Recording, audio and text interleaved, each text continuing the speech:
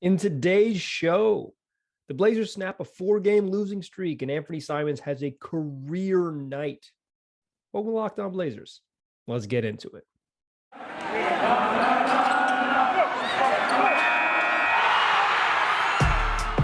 You are Locked On Trailblazers, your daily Portland Trailblazers podcast. Part of the Locked On Podcast Network, your team every day.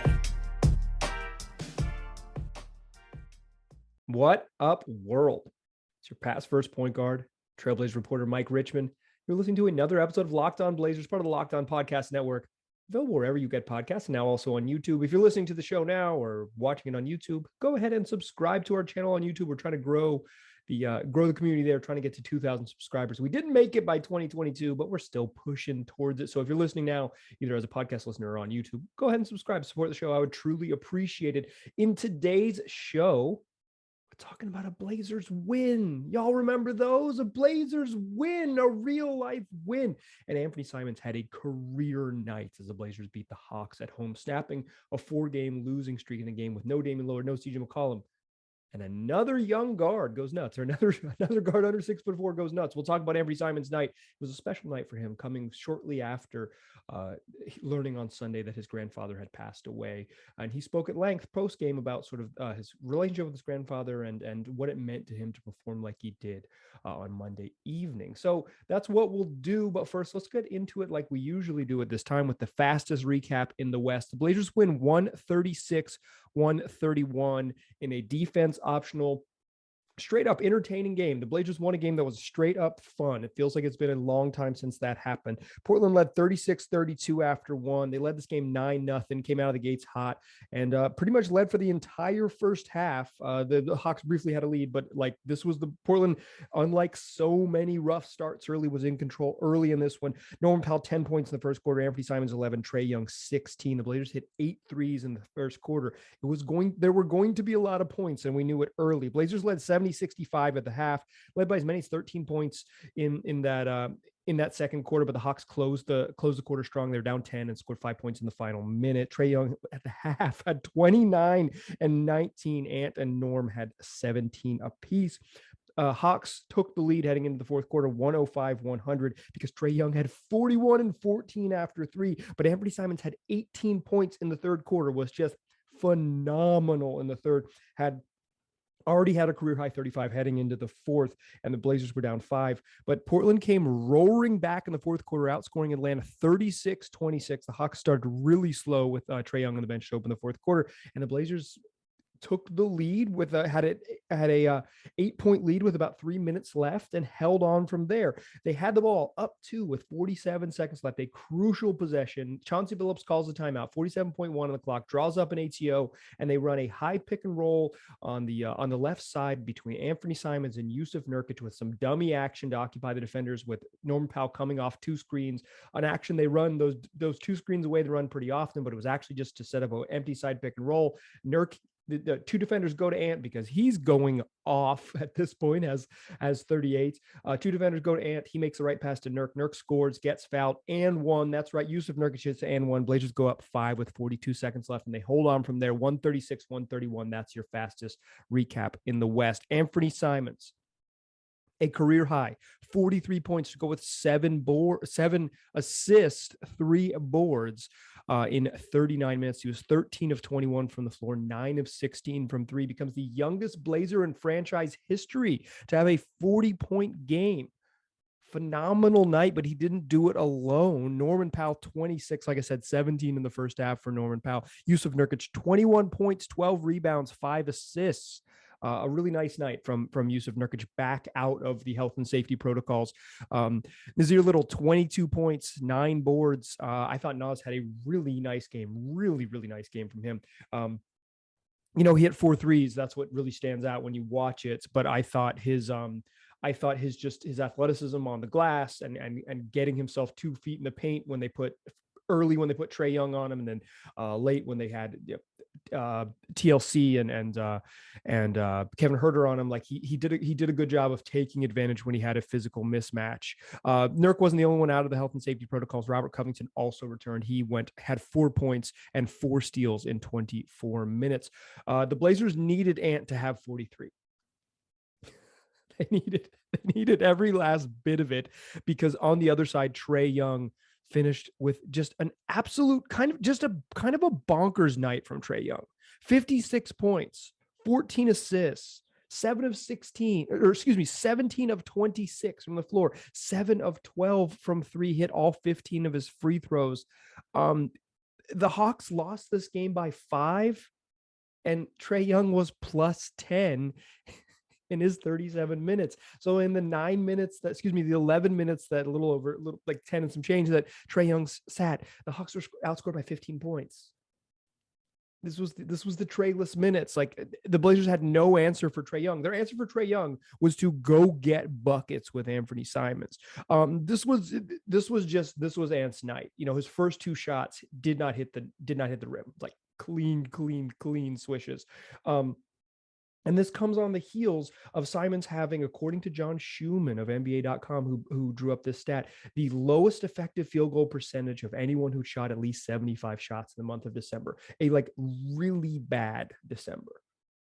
And then he comes out with a career night. His career high prior to this was 28. He gets that early in the third quarter, finishes with 43. If this game had gone to overtime, he would have had a 50-piece to match Trae Young's 50-piece, a dueling point guard night with Young and Simons. I don't think this was Simons like at his highest level of a point guard, but this was like a guy who could really go score, the kind of guy that you see glimpses of, and this was who Ant was. But what made this night special was what Ant shared with first Brooke Olzendam on the Blazers broadcast, and then later when he spoke to reporters in the sort of press conference setting that they do after games, that his maternal grandfather passed away on Saturday. He learned the news at around noon on Sunday, and he learned the news around noon on Sunday, and he said in many ways he felt like his grandfather, Papa, was there with him tonight in his career nights, and it kind of helped him get into a headspace that allowed him to just focus on playing basketball. And Simons was I don't know if kind is the right word, but mature enough to and willing and open enough to share his relationship with his grandfather with reporters after the game. So that's what I want to do with you in the second segment, is give you a little insight into what Ant shared with reporters and what Ant said about his grandfather and his night and how special that was. That's what we'll do in the second segment. Before we get there, though, I got to tell you all about TrueBill. It's the app that helps you identify and stop paying for subscriptions that you don't need, that you don't want, or that you simply forgot about. On average, people save up to $720 a year when they're using TrueBill. And that's because companies are making it hard to cancel subscriptions. They do it intentionally. So TrueBill is the app here to make it incredibly simple. You can download TrueBill and cancel subscriptions in just one tap. And if it's more than one tap, a TrueBill concierge is there to cancel subscriptions so you don't have to. I use TrueBill. I went to TrueBill.com/LockedOnNBA. I downloaded the app. I within 10 minutes, I was looking at all my digital subscriptions right there on my phone. I could decide what I wanted to keep, what I didn't want to keep, and just get an eyeball on everything, just like really, really quickly figure out what I'm paying for each month. It was super simple, and it can be super simple for you. So start canceling today. Go to TrueBill.com/LockedOnNBA. That's TrueBill.com/LockedOnNBA. Could save you thousands a year. That's TrueBill.com/LockedOnNBA. All right. So Anfernee Simons had a career night, and he credits that career night to the spirit of his grandfather, who unfortunately passed away over the weekend. And Simons was fortunate enough to spend the final couple days in Florida with his family. This is it was an interesting or a unique scenario in which allowed Simons to be there with his grandfather and have a couple final moments with someone who was an important part of his life, particularly growing up. Simon's family lives in the Orlando area in Florida, outside of Orlando. And Simons was he was here. The Blazers were supposed to play a game in LA on Friday night, and he was supposed to go with the team, but he had tested positive for COVID on Thursday evening, I believe is the timeline. And after that initial test, he went and tested again on Friday. So he's in the health and safety protocols. He has to be out for, he has to have 2 negative tests in 48 hours. So like at a minimum, even if it's a false positive, it's 2 days, right? And so he tests positive. Then he knows he has to be out for a couple of days. So that means he's definitely going to miss Friday's game just because of the way the league rules work, and then safety precautions, et cetera, et cetera. You get it. But he tested negative on Friday, which allowed him to get a private plane and fly to Florida and spend time with his family. So he gets there on Friday. He gets to spend Friday and Saturday with his grandfather, who he said had was not doing well and had been in the hospital, and then had come home and things kind of deteriorated quickly. And he knew he needed to get home. He needed to get home because this is family, and it's the time of year that we do spend with family. And it's it's his maternal grandfather. It's someone who's a good, in many typical sort of families, a big part of your life. And for Simons, a really big part of his life. He said he spent a ton of time with his grandfather as a child.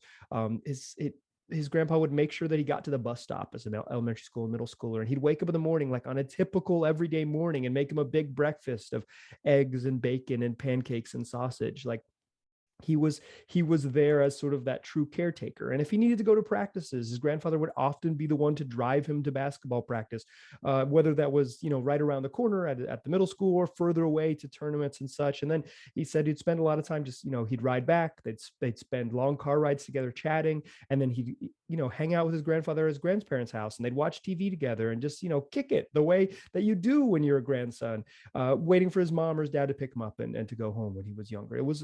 He said that his grandfather was an incredibly motivating factor, just, as a kid at a young age, and was a very special basketball player as very young. And his grandfather was incredibly motivating. What Simon said was just in terms of like encouraging him to go chase it, to go get it, to follow these dreams, and the dreams that he lived out today. Simons had to fly back. He flew back Sunday, and he said shortly after he landed, his father called him and told him that his grandfather had passed, and that Papa, as Aunt called him, passed away. He said he found out around noon on Sunday, and he carried this heavy heart into Monday's game. Ant's pretty quiet, so he didn't share this news with a bunch of his teammates. In fact, Yusuf Nurkic told us after the game that he didn't know. Chauncey Billups was aware of it, but I don't think he talked. It didn't seem like he talked a lot with Ant. He said he knew, Ant's leaving town and all that, but he hadn't shared too many of the details. Ant basically said, I had to tell Dame because I didn't know how to rent a plane. So I had to call Dame and say, hey, I need to get a private jet. How do I do this? And so he had kind of explained the situation to Dame, but Ant also said, I'm an optimist. So I didn't tell my teammates because I was optimistic about this kind of thing, that I would get to be able to, see my grandfather again, or that this would be, not the end of his life and not the end of this chapter, but, part of a larger story. Unfortunately, his grandfather passed away at the age of 79, and Ant had to come back to work. It's the challenge of being an NBA player, is that the season is relentless and ongoing. And so Ant came back to work on Monday night, and he had just the best game of his career, the absolute best game that he's ever played. There's the 37 points that he had against the Kings, where he played all 48 minutes or whatever it was, but it wasn't this. It wasn't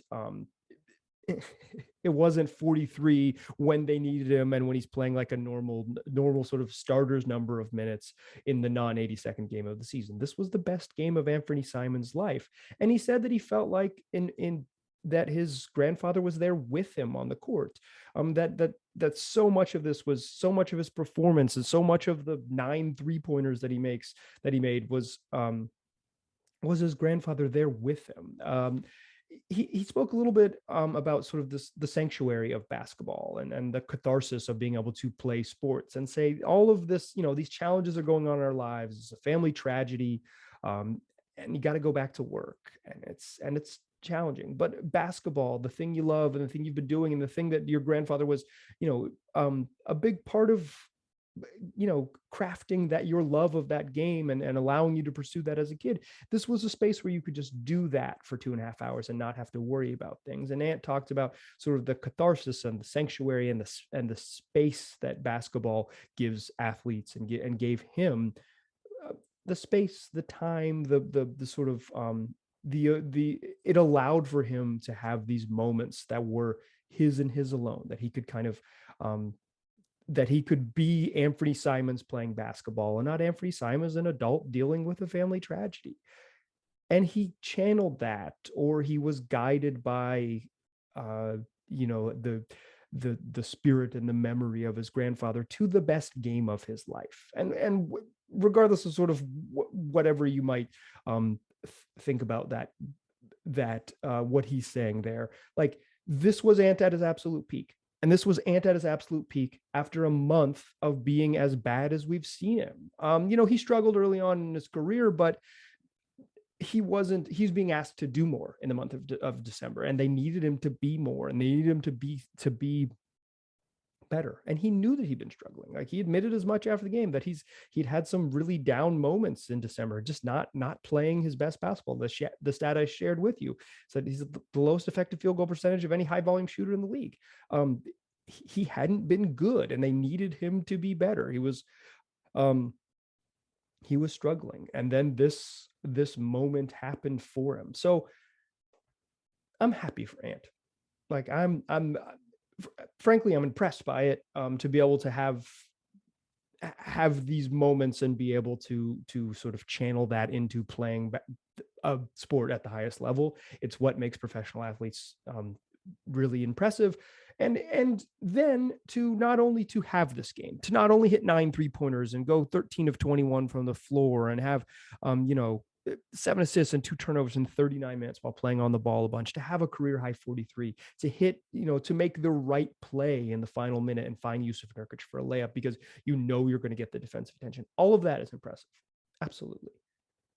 But to stand at the podium, to sit there in front of a room, it's not like there's 8 of us or whatever. It's a small media contingent, but to stand there with the camera on you and a microphone and to talk candidly, honestly, and openly about your relationship with a recently deceased relative takes a great deal of emotional maturity.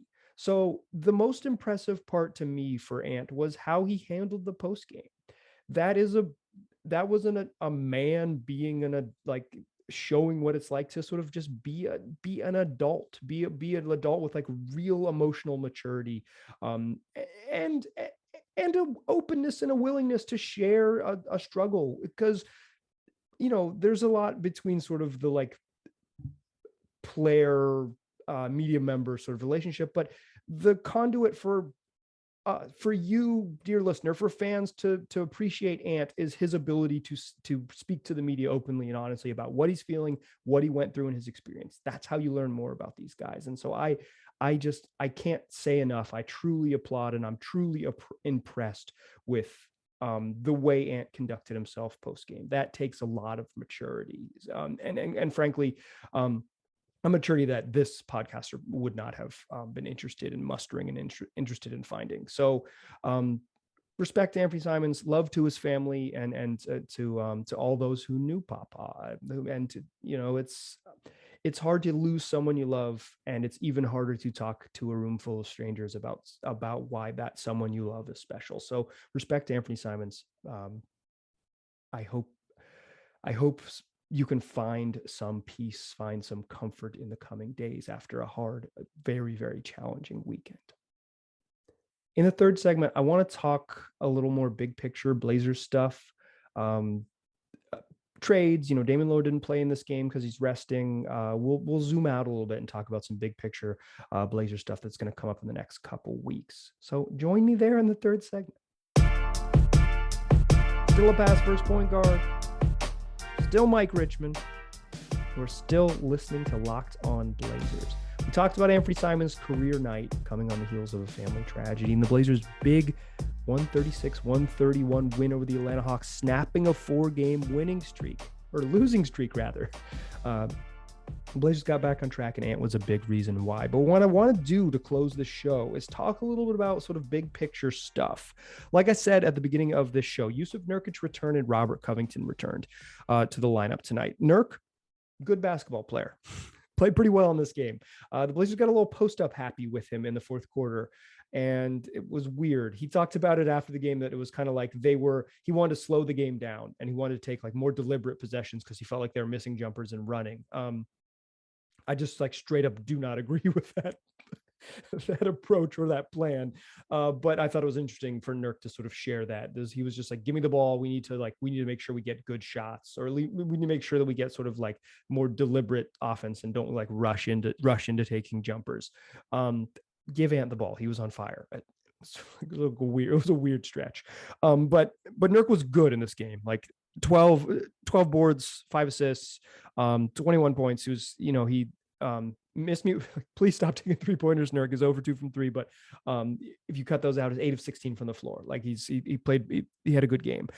Cov wasn't as good. He finished with 4 points, 4 boards, and 4 steals. He was 1 of 3 over 2 from threes. Both his threes that he missed were open looks.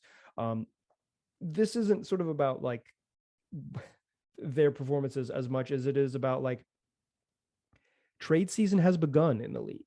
The first trade happened. Rajon Rondo, the Lakers point guard, was traded to the Cleveland Cavaliers as part of a 3-team trade that also involved the New York Knicks.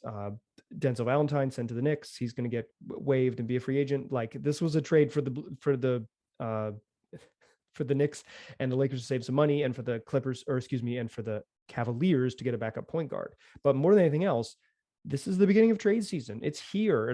Some teams have to sort of get the gears moving in the transaction cycle. And like we all, I have pointed to December 15th as trades can start to happen as the beginning of trade season, but it doesn't really happen until someone makes a trade. It typically happens into January, and then later into January as we approach the February 10th trade deadline. But for me, this Rondo trade says like minor transactions are coming, and a deal.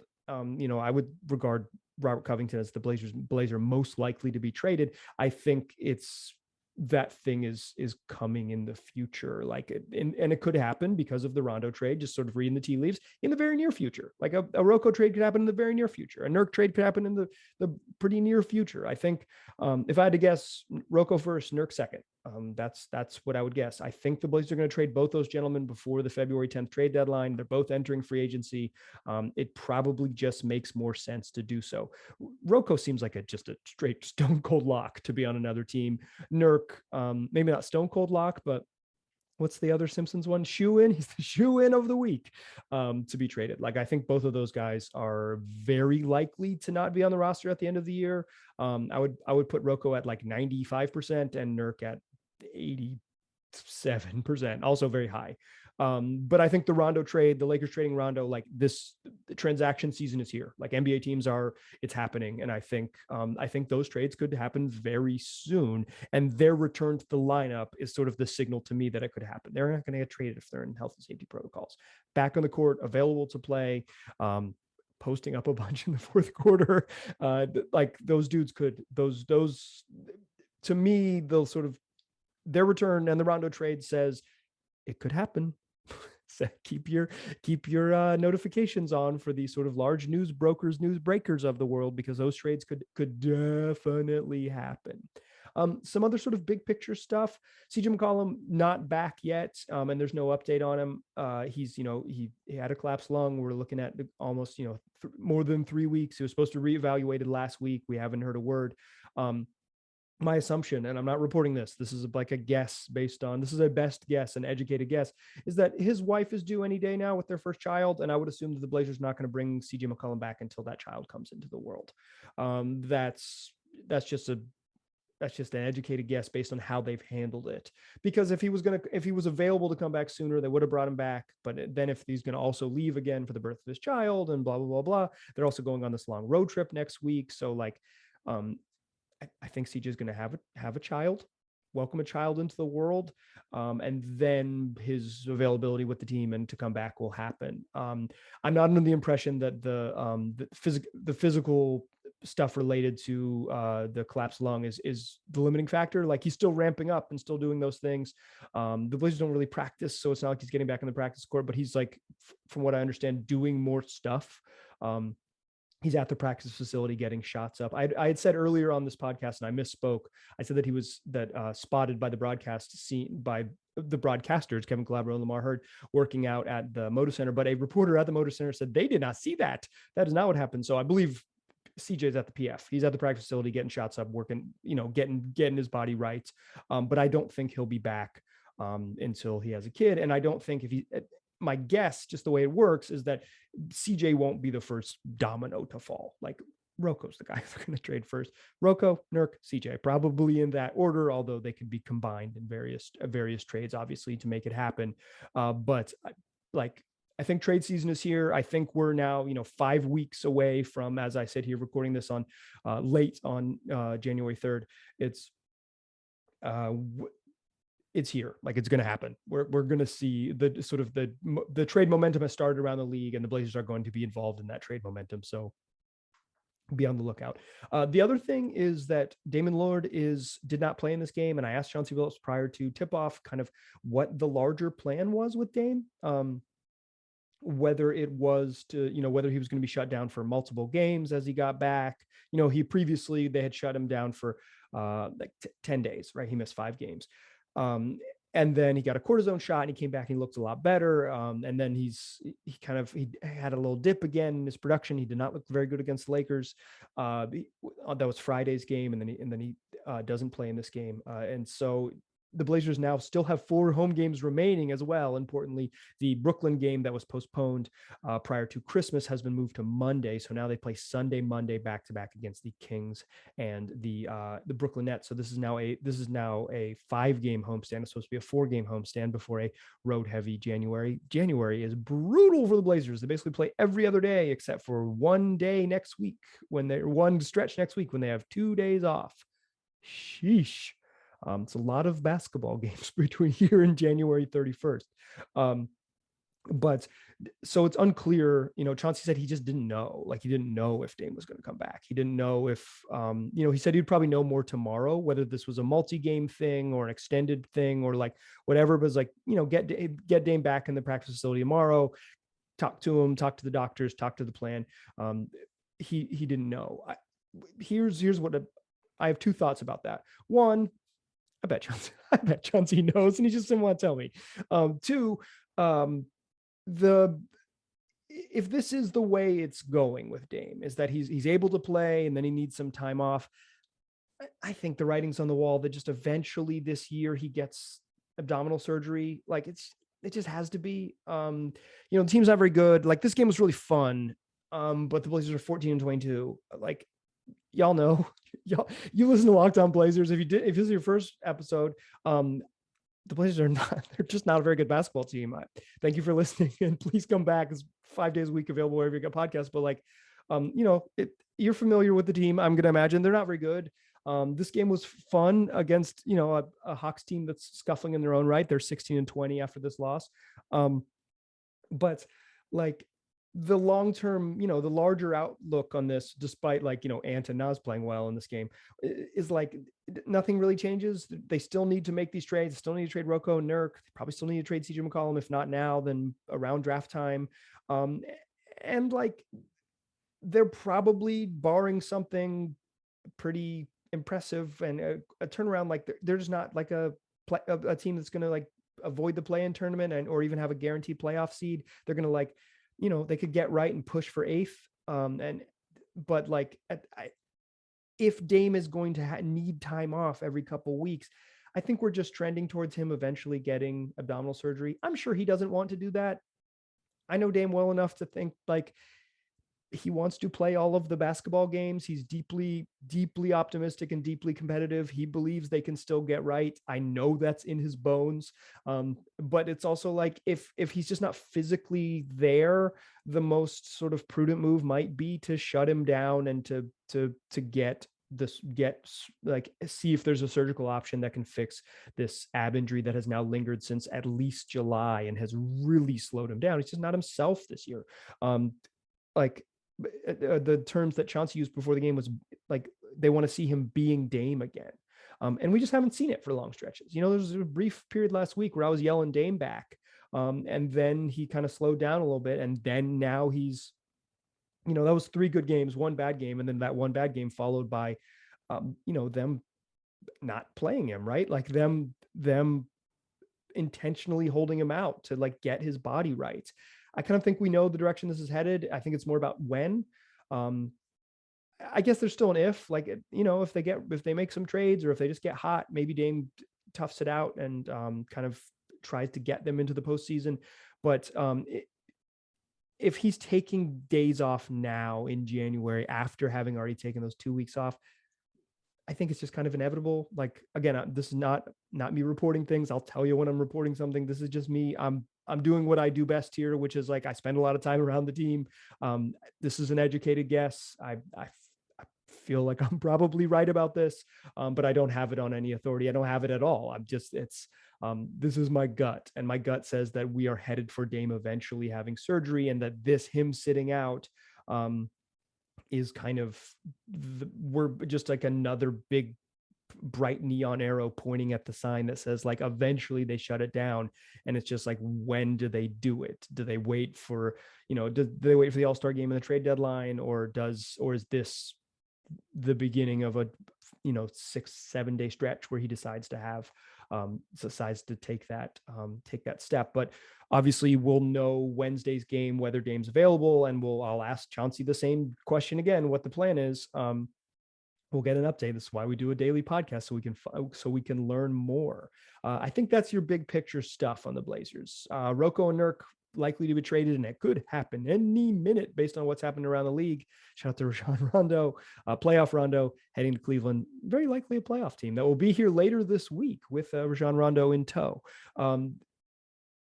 I think the larger picture stuff hasn't changed. This team is still in need of an overhaul and kind of mediocre, but don't let that distract you from a legitimately fun win on Monday night. A really like a fun game. They played a fun game. I've been waiting for them to have a little bit of fun. I thought Monday's game was fun. Good for them. But I have to be myself and like keep it in the real. And the real is like that it doesn't really change too much. We got more shows coming this week. This is Tuesday's show. It will be in your feed January 4th. That means Wednesday morning show will be a mailbag. I'll record it on Tuesday evening, and it'll be in your feed on Wednesday. If you want to get involved in that, lockedonblazerspod@gmail.com is the email address, or you can tweet at me at Mike G. Rich, or just check my Twitter feed tomorrow, or Tuesday, January 4th, depending on when you're listening to this, and I will send out a tweet soliciting questions. And you respond to that tweet. I'll do my best to get you in the show. Trying to get some interviews later this week, non-Jason Quick interviews, and we'll still have Jason later this week. So it's going to be a ton of fun. 5 days a week available wherever you get podcasts, and also on YouTube. Tell your friends. Tell them to search for Locked On Blazers, and you'll find us wherever you're looking. Appreciate you listening. Talk to you soon.